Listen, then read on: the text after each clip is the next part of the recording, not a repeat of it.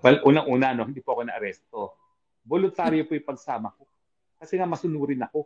Kaya lang, nung tinanong ako, gusto mo bang lumipad? Siyempre, hindi. Meron akong 2 medical certificate na unfit to fly. Kaya lang, akala ko wala akong choice. So, nung tinanong ako, siyempre hindi. Pinababa ako kaagad. So, wala pong arestuhan.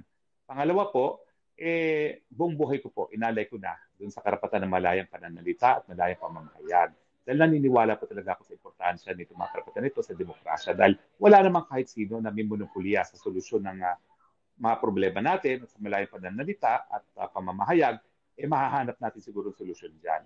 Pero sana, hiningi ko sa ating mga kapatid sa media, at halos, ang dami-dami ko naman naging kliyente dyan sa media na yan.